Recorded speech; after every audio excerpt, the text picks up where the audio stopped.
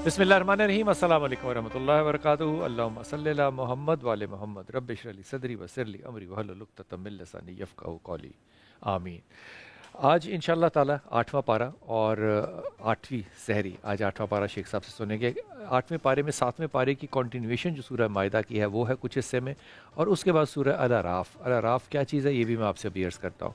लेकिन सूरह माइदा के अंदर अल्लाह ताला ने जिन चीज़ों को अहमियत दी है, ज़ाहिर हर चीज़ अहम है। वो पहली बात तो बड़ी मुख्तलिफ ये है कि अल्लाह ताला ने रसूल पाक सल्लल्लाहु अलैहि वसल्लम को तसल्ली दी है।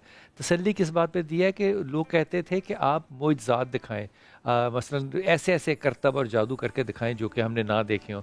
अल्लाह ने रसूल से कहा तू छोड़ दे इस मेजॉरिटी को छोड़ दे, तू सिर्फ ये देख कि जो कुरान है यही हमारा मोइज़ा है।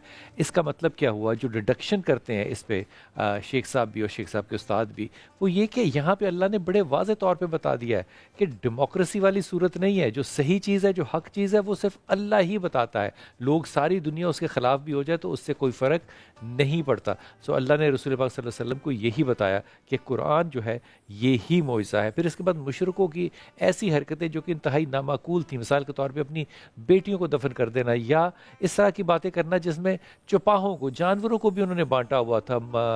औरतों के लिए ये जानवर हैं और मर्दों के लिए ये जानवर है। मिसाल के तौर पे ये जानवर आदमियों के लिए हलाल है और औरतों के लिए हराम है। इस बात की अल्लाह ताला ने नफ़ी की। और फिर आखिर में इस सूरह माइदा के आखिर में 10 वसीयतें जो हैं वो की अल्लाह ताला ने। ये बहुत ज़्यादा अहम बात है। फिर इसके बाद सूरह अल अराफ शुरू हो जाता है।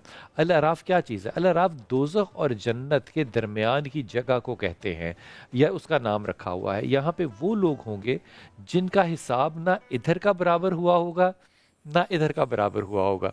सो वो दरमियान में होंगे, लेकिन अल्लाह ताला बहरहाल अपनी रहमत के सदक़े में अल्टीमेटली उनको लेकिन ये एक्साइटमेंट का और एंग्जाइटी का लेवल देखिए कि वो लोग किस तरह से गुजारेंगे वहाँ पे। बस यही सज़ा काफ़ी होगी, फिर अल्लाह ताला उनको जन्नत में डाल देगा। फिर अल्लाह ताला ने 4 दफ़ा सूरह अल अराफ में 4 दफ़ा ए बनी आदम यानी कि हमें एड्रेस किया, ए बनी आदम। 4 दफ़ा ए बनी आदम कहा। एक दफ़ा जब कहा तो हमें लिबास का तकवा बताया कि लिबास जो है ये तुम्हारा सतर कैसे ढांपता है, और सबसे बेहतरीन लिबास जो है वो तकवे का लिबास है। फिर अल्लाह ताला ने अबलीस के फितनों से बचने के लिए, देखिए हम कितनी बात आर्गूमेंट करते हैं, लेकिन हमें यह अंदाज़ा होता है कि ये बात जो है ये सही नहीं है, हक नहीं है, फिर भी उस बात पे ये अबलीस का, शैतान का फितना होता है। अल्लाह कहता है कि फितनों से बचो। फिर अल्लाह ताला ने जिस चीज़ से बचने के लिए कहा है वो है असराफ। असराफ है ज़रूरत से ज़्यादा पैसे का शो ऑफ करना या पैसे का ज़्यादा खर्चना, या किसी भी चीज़ का असराफ हो सकता है। अखलाक का भी असराफ हो सकता है, गुरूर का भी असराफ हो सकता है। पैसे का असराफ ख़ास तौर पर अल्लाह ने मना किया कि ये मत करो, बराबर रखो। फिर अल्लाह ताला ने रसूल के जो ज़िक्र करते हैं या रसूल पाक सल्लल्लाहु अलैहि वसल्लम से जो मोहब्बत करते हैं, इनके बारे में बड़ी खूबसूरत बात की।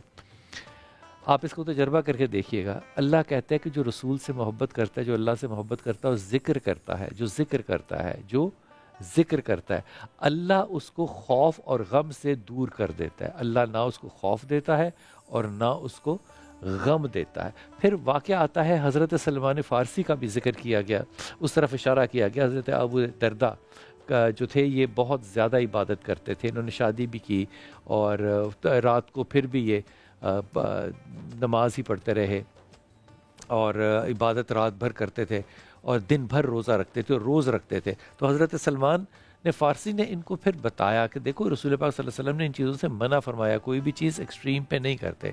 आप रात को इबादत भी करो, आपकी बीवी का भी आप पे हक़ है, आपके बच्चों का भी हक़ है, और सबसे बढ़ के आपका अपना जिस्म, आपकी अपनी आँखें, आपके अपने नफ्स का आप पे हक़ है। आप वो हकूक़ भी पूरे करें, सिर्फ़ अल्लाह का ही हक़ पूरा नहीं करना।